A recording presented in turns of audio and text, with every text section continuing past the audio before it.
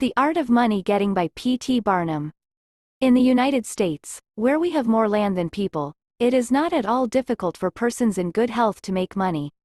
In this comparatively new field there are so many avenues of success open, so many vocations which are not crowded, that any person of either sex who is willing, at least for the time being, to engage in any respectable occupation that offers, may find lucrative employment. Those who really desire to attain an independence, have only to set their minds upon it, and adopt the proper means, as they do in regard to any other object which they wish to accomplish, and the thing is easily done. But however easy it may be found to make money, I have no doubt many of my hearers will agree it is the most difficult thing in the world to keep it.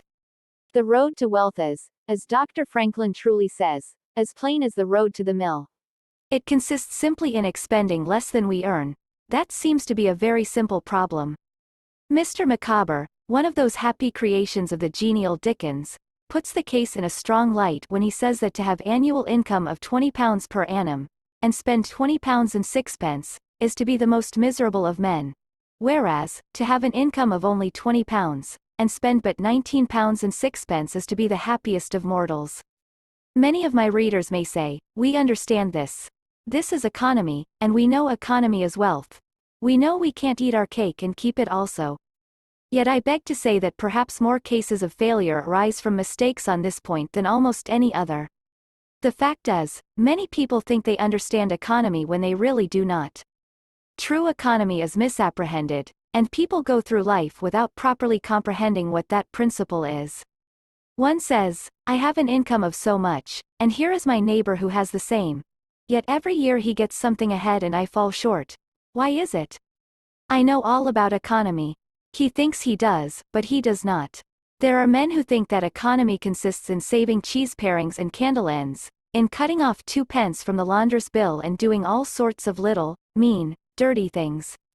Economy is not meanness. The misfortune is, also, that this class of persons let their economy apply in only one direction. They fancy they are so wonderfully economical in saving a halfpenny where they ought to spend twopence, that they think they can afford to squander in other directions. A few years ago, before kerosene oil was discovered or thought of, one might stop overnight at almost any farmer's house in the agricultural districts and get a very good supper, but after supper he might attempt to read in the sitting room, and would find it impossible with the inefficient light of one candle. The hostess, seeing his dilemma, would say, it is rather difficult to read here evenings. The proverb says, you must have a ship at sea in order to be able to burn 2 candles at once. We never have an extra candle except on extra occasions. These extra occasions occur, perhaps, twice a year. In this way the good woman saves $5, $6, or $10 in that time. But the information which might be derived from having the extra light would, of course, far outweigh a ton of candles. But the trouble does not end here.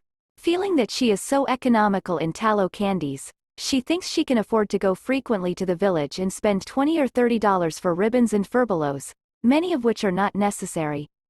This false connote may frequently be seen in men of business, and in those instances it often runs to writing paper. You find good businessmen who save all the old envelopes and scraps, and would not tear a new sheet of paper, if they could avoid it, for the world. This is all very well.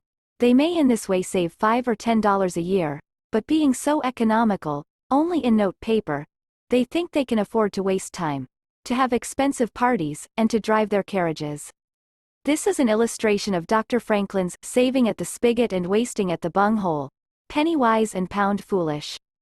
Punch, in speaking of this one idea, class of people, says, they are like the man who bought a penny herring for his family's dinner and then hired a coach and 4 to take it home.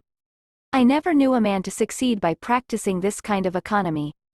True economy consists in always making the income exceed the outgo. Wear the old clothes a little longer if necessary. Dispense with the new pair of gloves. Mend the old dress.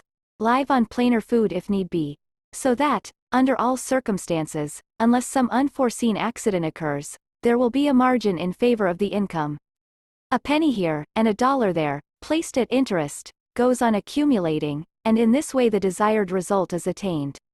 It requires some training, perhaps, to accomplish this economy, but when once used to it, you will find there is more satisfaction in rational saving than in irrational spending. Here is a recipe which I recommend. I have found it to work an excellent cure for extravagance, and especially for mistaken economy. When you find that you have no surplus at the end of the year, and yet have a good income, I advise you to take a few sheets of paper and form them into a book and mark down every item of expenditure.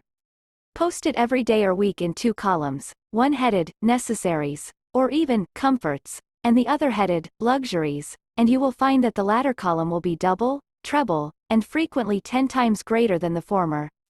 The real comforts of life cost but a small portion of what most of us can earn.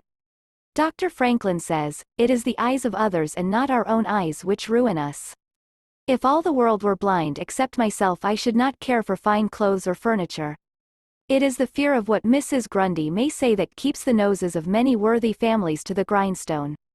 In America, many persons like to repeat, we are all free and equal, but it is a great mistake in more senses than one. That we are born free and equal is a glorious truth in one sense, yet we are not all born equally rich, and we never shall be. One may say, there is a man who has an income of $50,000 per annum, while I have but $1,000. I knew that fellow when he was poor like myself. Now he is rich and thinks he is better than I am. I will show him that I am as good as he is. I will go and buy a horse and buggy. No, I cannot do that, but I will go and hire one and ride this afternoon on the same road that he does, and thus prove to him that I am as good as he is. My friend, you need not take that trouble. You can easily prove that you are as good as he is. You have only to behave as well as he does, but you cannot make anybody believe that you are rich as he is. Besides, if you put on these airs, waste your time and spend your money, your poor wife will be obliged to scrub her fingers off at home, and buy her tea 2 ounces at a time, and everything else in proportion, in order that you may keep up appearances, and, after all, deceive nobody. On the other hand, Mrs. Smith may say that her next-door neighbor married Johnson for his money, and everybody says so. She has a nice $1,000 camel's hair shawl, and she will make Smith get her an imitation one, and she will sit in a pew right next to her neighbor in church, in order to prove that she is her equal. My good woman, you will not get ahead in the world, if your vanity and envy thus take the lead. In this country, where we believe the majority ought to rule, we ignore that principle in regard to fashion, and let a handful of people, calling themselves the aristocracy, run up a false standard of perfection, and in endeavoring to rise to that standard, we constantly keep ourselves poor, all the time digging away for the sake of outside appearances. How much wiser to be a law unto ourselves, and say, we will regulate our outgo by our income, and lay up something for a rainy day. People ought to be as sensible on the subject of money getting as on any other subject. Like causes produces like effects. You cannot accumulate a fortune by taking the road that leads to poverty.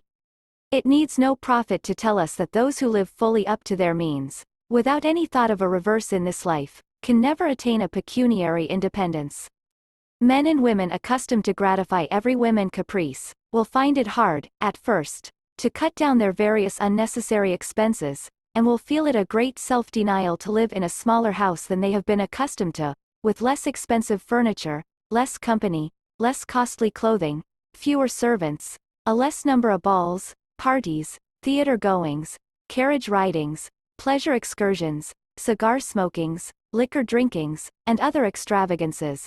But, after all, if they will try the plan of laying by a nest egg, or, in other words, a small sum of money, at interest or judiciously invested in land, they will be surprised at the pleasure to be derived from constantly adding to their little pile, as well as from all the economical habits which are engendered by this course. The old suit of clothes, and the old bonnet and dress, will answer for another season. The Croton or spring water taste better than champagne. A cold bath and a brisk walk will prove more exhilarating than a ride in the finest coach. A social chat, an evening's reading in the family circle, or an hour's play of Hunt the Slipper, and Blind Man's Buff, will be far more pleasant than a $50 or $500 party, when the reflection on the difference in cost is indulged in by those who begin to know the pleasures of saving. Thousands of men are kept poor, and tens of thousands are made so after they have acquired quite sufficient to support them well through life, in consequence of laying their plans of living on too broad a platform.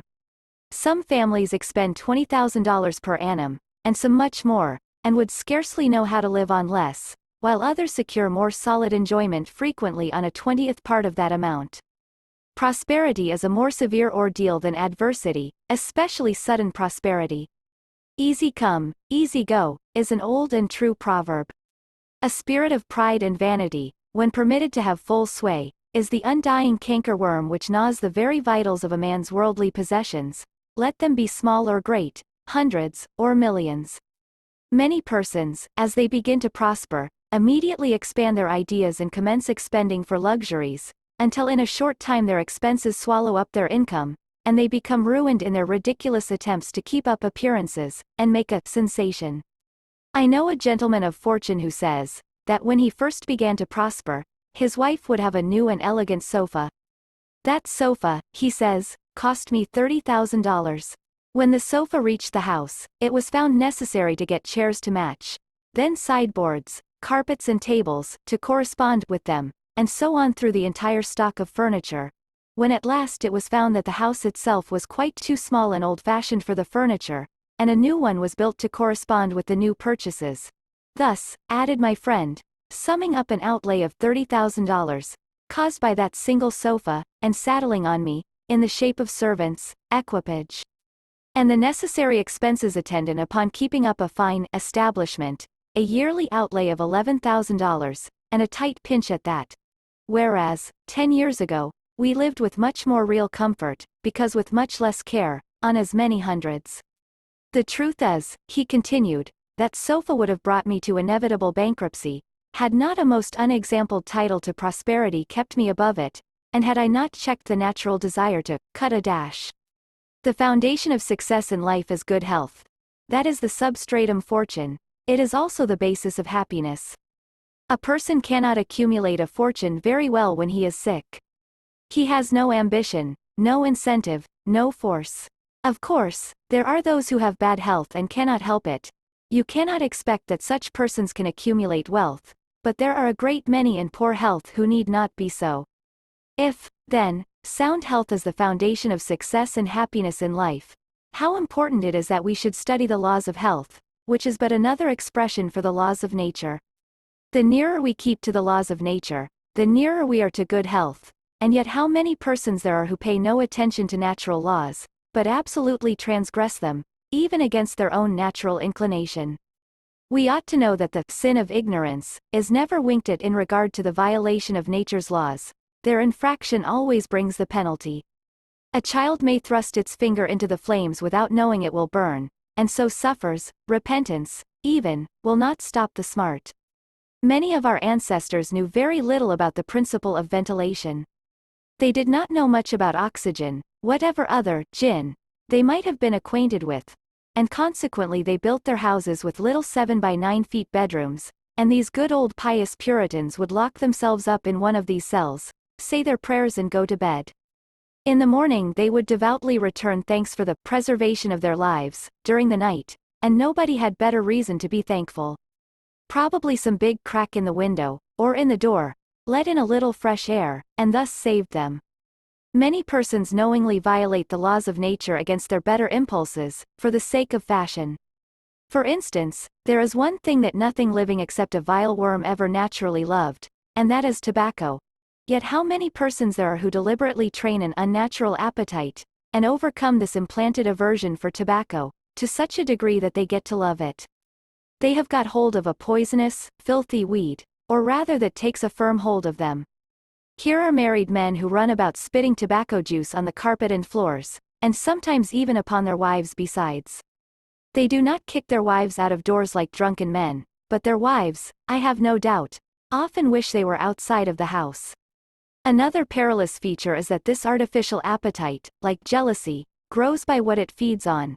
When you love that which is unnatural, a stronger appetite is created for the hurtful thing than the natural desire for what is harmless. There is an old proverb which says that habit is second nature, but an artificial habit is stronger than nature. Take for instance, an old tobacco chewer. His love for the quid is stronger than his love for any particular kind of food.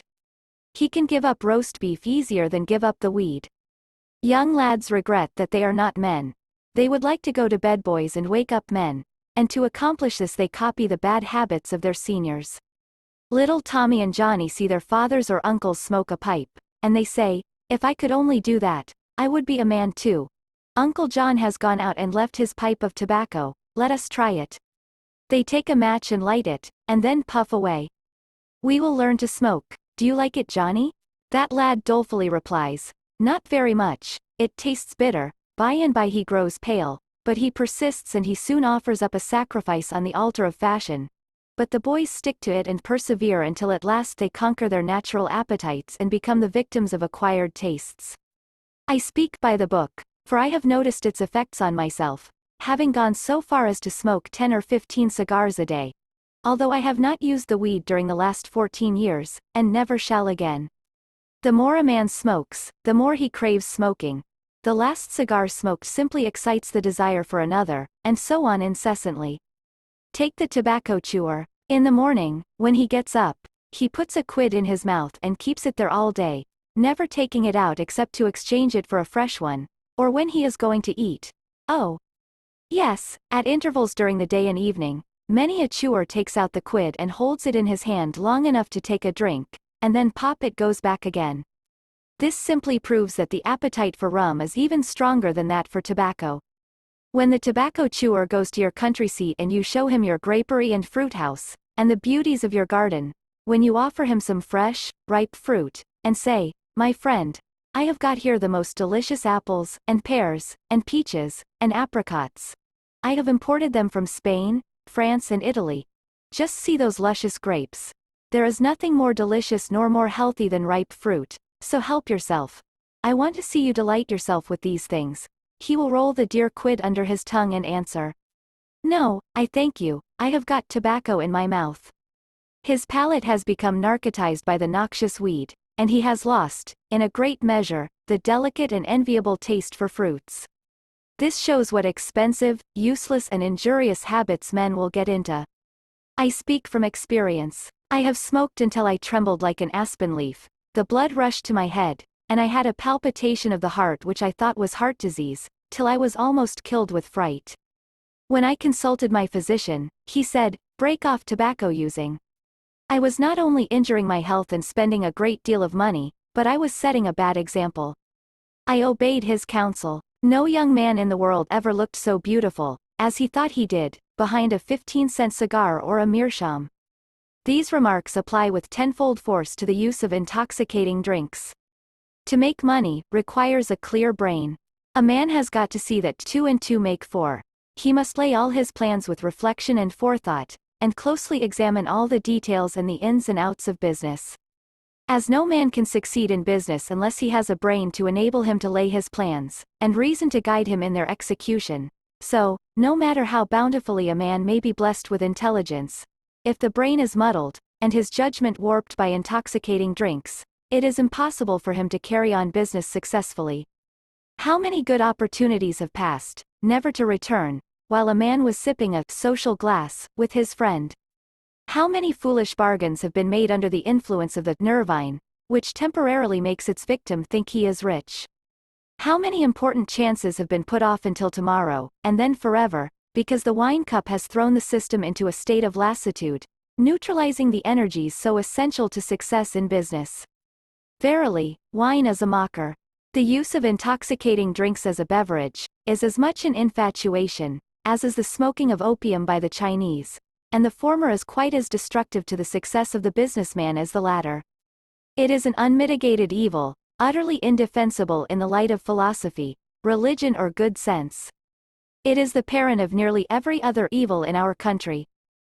Don't mistake your vocation. The safest plan, and the one most sure of success for the young man starting in life, is to select the vocation which is most congenial to his tastes. Parents and guardians are often quite too negligent in regard to this. It's very common for a father to say, for example, "I have 5 boys. I will make Billy a clergyman, John a lawyer, Tom a doctor, and Dick a farmer." He then goes into town and looks about to see what he will do with Sammy. He returns home and says, "Sammy, I see watchmaking is a nice genteel business. I think I will make you a goldsmith." He does this, regardless of Sam's natural inclinations, or genius. We are all, no doubt, born for a wise purpose. There is as much diversity in our brains as in our countenances. Some are born natural mechanics, while some have great aversion to machinery. Let a dozen boys of 10 years get together, and you will soon observe 2 or 3 are whittling out some ingenious device, working with locks or complicated machinery. When they were but 5 years old, their father could find no toy to please them like a puzzle. They are natural mechanics, but the other 8 or 9 boys have different aptitudes. I belong to the latter class. I never had the slightest love for mechanism. On the contrary, I have a sort of abhorrence for complicated machinery. I never had ingenuity enough to whittle a cider tap so it would not leak. I never could make a pen that I could write with, or understand the principle of a steam engine. If a man was to take such a boy as I was, and attempt to make a watchmaker of him, the boy might, after an apprenticeship of 5 or 7 years, be able to take apart and put together a watch, but all through life he would be working uphill and seizing every excuse for leaving his work and idling away his time. Watchmaking is repulsive to him. Unless a man enters upon the vocation intended for him by nature, and best suited to his peculiar genius, he cannot succeed. I am glad to believe that the majority of persons do find their right vocation. Yet we see many who have mistaken their calling, from the blacksmith up, or down, to the clergyman. You will see, for instance, that extraordinary linguist, the learned blacksmith, who ought to have been a teacher of languages, and you may have seen lawyers, doctors and clergymen who were better fitted by nature for the anvil or the lapstone. Select the right location. After securing the right vocation, you must be careful to select the proper location. You may have been cut out for a hotel keeper, and they say it requires a genius to know how to keep a hotel. You might conduct a hotel like clockwork, and provide satisfactorily for 500 guests every day. Yet, if you should locate your house in a small village where there is no railroad communication or public travel, the location would be your ruin. It is equally important that you do not commence business where there are already enough to meet all demands in the same occupation. I remember a case which illustrates this subject. When I was in London in 1858, I was passing down Holborn with an English friend and came to the penny shows. They had immense cartoons outside, portraying the wonderful curiosities to be seen, all for a penny. Being a little in the show line, myself, I said, "Let us go in here." We soon found ourselves in the presence of the illustrious showman, and he proved to be the sharpest man in that line I had ever met. He told us some extraordinary stories in reference to his bearded ladies, his albinos, and his armadillos, which we could hardly believe, but thought it better to believe it than look after the proof. He finally begged to call our attention to some wax statuary, and showed us a lot of the dirtiest and filthiest wax figures imaginable. They looked as if they had not seen water since the deluge. "What is there so wonderful about your statuary?" I asked. "I beg you not to speak so satirically," he replied. "Sir, these are not Madame Tussaud's wax figures, all covered with gilt and tinsel and imitation diamonds, and copied from engravings and photographs. Mine, sir, were taken from life. Whenever you look upon one of those figures, you may consider that you are looking upon the living individual." Glancing casually at them, I saw one labeled, Henry VIII, and feeling a little curious upon seeing that it looked like Calvin Edson, the living skeleton, I said, "Do you call that Henry VIII? He replied, "Certainly, sir, it was taken from life at Hampton Court, by special order of His Majesty, on such a day." He would have given the hour of the day if I had resisted. I said, "Everybody knows that Henry VIII was a great stout old king, and that figure is lean and lank. What do you say to that?" "Why," he replied, "you would be lean and lank yourself if you sat there as long as he has." There was no resisting such arguments. I said to my English friend, "Let us go out. Do not tell him who I am. I show the white feather, he beats me." He followed us to the door, and seeing the rabble in the street, he called out, "Ladies and gentlemen, I beg to draw your attention to the respectable character of my visitors," pointing to us as we walked away. I called upon him a couple of days afterwards, told him who I was, and said, "My friend, you are an excellent showman, but you have selected a bad location." He replied, "This is true, sir. I feel that all my talents are thrown away, but what can I do?" "You can go to America," I replied. "You can give full play to your faculties over there. You will find plenty of elbow room in America. I will engage you for 2 years. After that you will be able to go on your own account. He accepted my offer and remained 2 years in my New York museum. He then went to New Orleans and carried on a traveling show business during the summer. Today he is worth $60,000, simply because he selected the right vocation and also secured the proper location. The old proverb says, 3 removes are as bad as a fire, but when a man is in the fire, it matters but little how soon or how often he removes. Avoid debt. Young men starting in life should avoid running into debt. There is scarcely anything that drags a person down like debt. It is a slavish position to get in, yet we find many a young man, hardly out of his teens, running in debt. He meets a chum and says, "Look at this. I have got trusted for a new suit of clothes." He seems to look upon the clothes as so much given to him. Well, it frequently is so, but, if he succeeds in paying and then gets trusted again, he is adopting a habit which will keep him in poverty through life. Debt robs a man of his self-respect, and makes him almost despise himself. Grunting and groaning and working for what he has eaten up or worn out, and now when he is called upon to pay up, he has nothing to show for his money.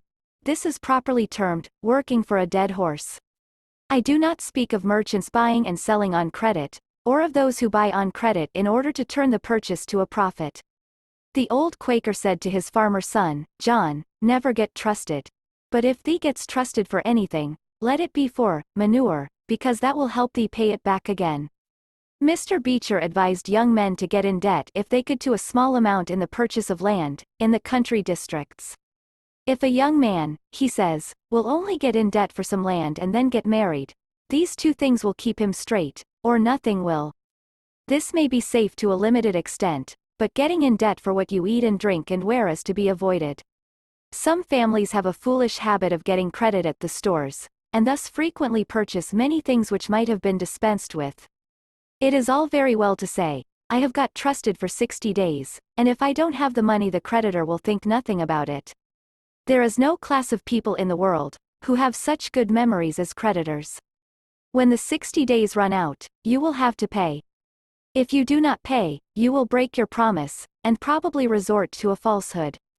You may make some excuse or get in debt elsewhere to pay it, but that only involves you the deeper. A good-looking, lazy young fellow, was the apprentice boy, Horatio. His employer said, "Horatio, did you ever see a snail?" "I think I have," he drawled out. "You must have met him then, for I am sure you never overtook one," said the boss. Your creditor will meet you or overtake you and say, "Now, my young friend, you agreed to pay me. You have not done it, you must give me your note." You give the note on interest and it commences working against you. It is a dead horse. The creditor goes to bed at night and wakes up in the morning better off than when he retired to bed, because his interest has increased during the night, but you grow poorer while you are sleeping, for the interest is accumulating against you. Money is in some respects like fire. It is a very excellent servant but a terrible master. When you have it mastering you, when interest is constantly piling up against you, it will keep you down in the worst kind of slavery. But let money work for you, and you have the most devoted servant in the world. It is no servant. There is nothing animate or inanimate that will work so faithfully as money when placed at interest, well secured. It works night and day, and in wet or dry weather. I was born in the Blue Law state of Connecticut, where the old Puritans had laws so rigid that it was said, "They fined a man for kissing his wife on Sunday." Yet these rich old Puritans would have thousands of dollars at interest, and on Saturday night would be worth a certain amount. On Sunday they would go to church and perform all the duties of a Christian. On waking up on Monday morning, they would find themselves considerably richer than the Saturday night previous, simply because their money placed at interest had worked faithfully for them all day Sunday, according to law. Do not let it work against you. If you do, there is no chance for success in life so far as money is concerned. John Randolph, the eccentric Virginian, once exclaimed in Congress, "Mr. Speaker, I have discovered the philosopher's stone. Pay as you go." This is, indeed, nearer to the philosopher's stone than any alchemist has ever yet arrived. Persevere. When a man is in the right path, he must persevere. I speak of this because there are some persons who are born tired, naturally lazy and possessing no self-reliance and no perseverance. But they can cultivate these qualities, as Davy Crockett said.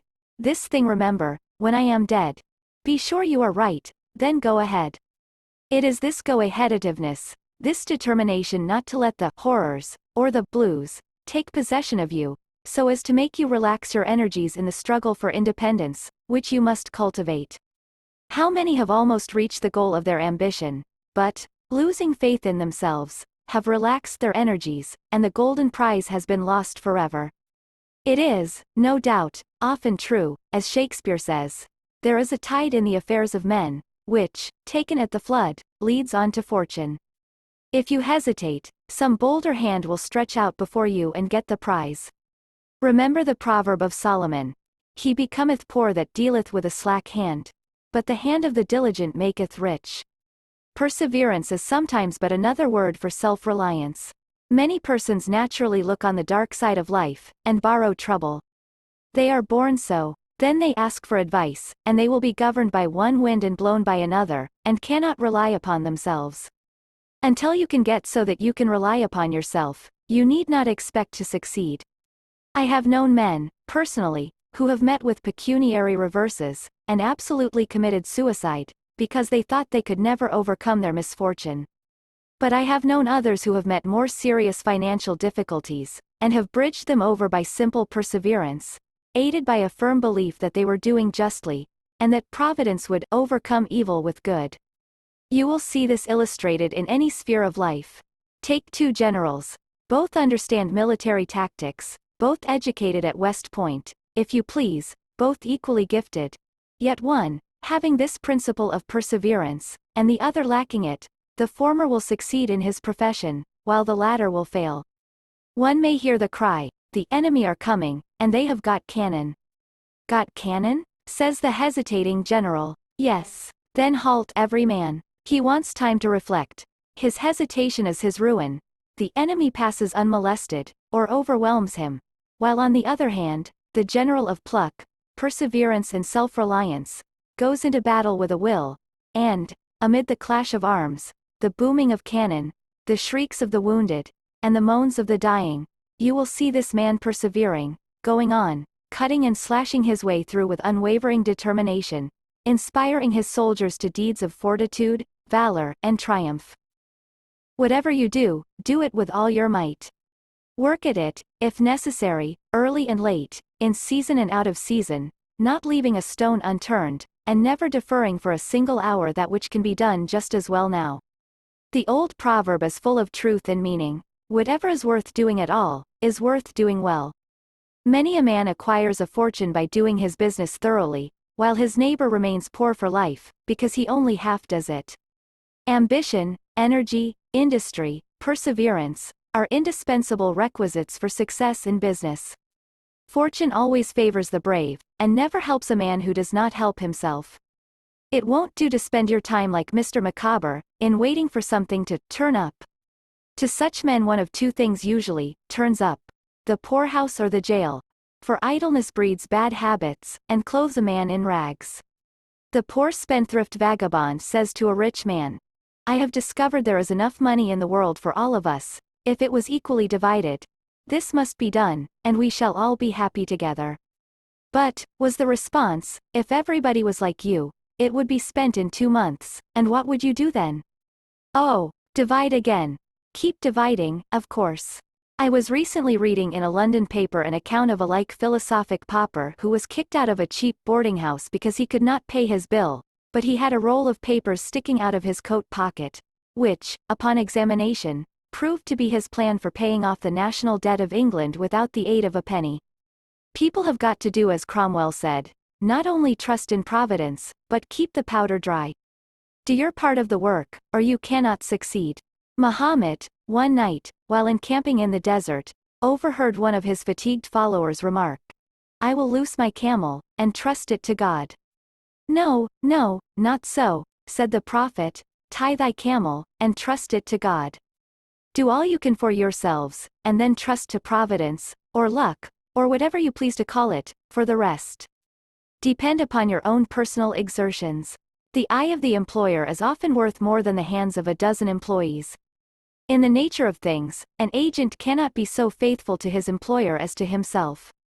Many who are employers will call to mind instances where the best employees have overlooked important points which could not have escaped their own observation as a proprietor. No man has a right to expect to succeed in life unless he understands his business, and nobody can understand his business thoroughly unless he learns it by personal application and experience. A man may be a manufacturer. He has got to learn the many details of his business personally. He will learn something every day, and he will find he will make mistakes nearly every day. And these very mistakes are helps to him in the way of experiences if he but heeds them. He will be like the Yankee tin peddler, who, having been cheated as to quality in the purchase of his merchandise, said, "All right, there's a little information to be gained every day. I will never be cheated in that way again."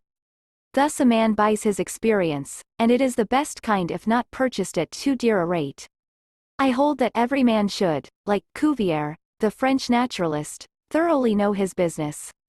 So proficient was he in the study of natural history, that you might bring to him the bone, or even a section of a bone of an animal which he had never seen described, and, reasoning from analogy, he would be able to draw a picture of the object from which the bone had been taken. On one occasion his students attempted to deceive him. They rolled one of their number in a cowskin and put him under the professor's table as a new specimen. When the philosopher came into the room, some of the students asked him what animal it was.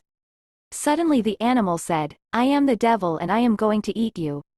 It was but natural that Cuvier should desire to classify this creature, and examining it intently, he said, "Divided hoof. Graminivorous." It cannot be done. He knew that an animal with a split hoof must live upon grass and grain, or other kind of vegetation, and would not be inclined to eat flesh, dead or alive, so he considered himself perfectly safe. The possession of a perfect knowledge of your business is an absolute necessity in order to ensure success. Among the maxims of the elder Rothschild was one, all apparent paradox: be cautious and bold. This seems to be a contradiction in terms, but it is not, and there is great wisdom in the maxim. It is, in fact, a condensed statement of what I have already said. It is to say, you must exercise your caution in laying your plans, but be bold in carrying them out. A man who is all caution, will never dare to take hold and be successful, and a man who is all boldness, is merely reckless, and must eventually fail. A man may go on, change, and make $50,000 or $100,000 in speculating in stocks, at a single operation. But if he has simple boldness without caution, it is mere chance, and what he gains today he will lose tomorrow. You must have both the caution and the boldness, to ensure success. The Rothschilds have another maxim: never have anything to do with an unlucky man or place. That is to say, never have anything to do with a man or place which never succeeds, because, although a man may appear to be honest and intelligent, yet if he tries this or that thing and always fails, it is on account of some fault or infirmity that you may not be able to discover but nevertheless which must exist. There is no such thing in the world as luck. There never was a man who could go out in the morning and find a purse full of gold in the street today, and another tomorrow, and so on, day after day. He may do so once in his life, but so far as mere luck is concerned, he is as liable to lose it as to find it. Like causes produce like effects. If a man adopts the proper methods to be successful, luck will not prevent him. If he does not succeed, there are reasons for it, although, perhaps, he may not be able to see them. Use the best tools. Men in engaging employees should be careful to get the best. Understand, you cannot have two good tools to work with, and there is no tool you should be so particular about as living tools. If you get a good one, it is better to keep him, than keep changing. He learns something every day, and you are benefited by the experience he acquires. He is worth more to you this year than last, and he is the last man to part with,